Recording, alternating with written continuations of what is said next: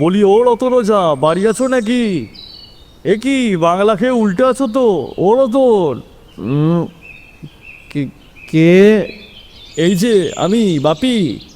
শিগগিরই চলো রতন, ঘোষপাড়ার হরিঘোষের ছেলেটাকে ভূতে ধরেছে। সে কি কথা? হ্যাঁ গো, ভয়ঙ্কর ব্যাপার। তুমি তাড়াতাড়ি এসো।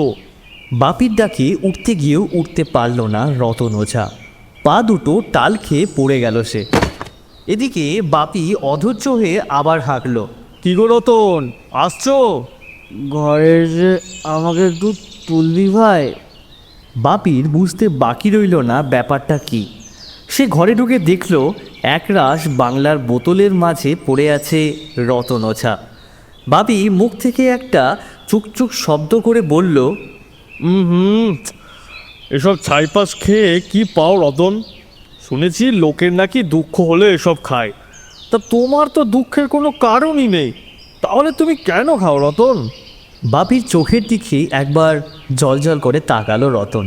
তারপর বিড়বিড় করে বলল, ওরকম মনে হয় রে, সে তুই বুঝবি না। থাক, আমার বুঝে কাজ নেই, তুমি তাড়াতাড়ি চলো আমার সাথে। এরপর বাপি রতন ওঝাকে সাথে নিয়ে বেরিয়ে পড়ে হরিঘোষের বাড়ির উদ্দেশ্যে। সেখানে গিয়ে রতন ওঝা তার বিদ্যে বুদ্ধি দিয়ে আর ঝাঁটা পেটা করে হরিঘোষের ছেলেকে বাঁচায়। তারপর কাজ হয়ে গেলে রতন ওঝা নিজের বাড়ির উদ্দেশ্যে চলে আসে।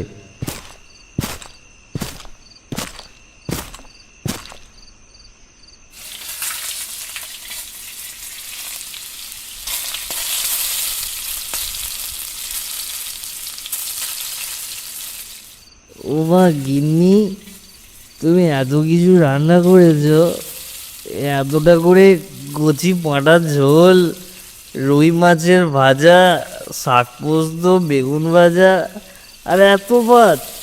এ তো 5 জনের খাবার গো। উফ, একা কি করে খাবো এত কিছু? ঘরের ভেতর থেকে আওয়াজ এলো একজন মহিলার। খাবেনি মানে? তোমাকে খেতেই হবে। আমি বলে এত কষ্ট করে সব বানালুম। কিন্তু গিন্নি, এত ভাত তরকারি খেলে যে আমি অক্কা পাবো। হলো যা। বলি তুমি না খেলে আমার পাপ লাগবে গো। আজ দুপুরবেলায় কত মজা করে হরিঘোষের ব্যাটাটার ঘিলুটা খেলাম। এখনো জিভে স্বাদ লেগে আছে। যাই হোক, বলি নিজের পেট পুড়ে খেয়ে আমার স্বামীকে অভুক্ত রাখলে আমার পাপ হবে নি বুঝি? ও গিন্নি, তুমি আমাকে এত ভালোবাসো? আই লাভ ইউ গিন্নি।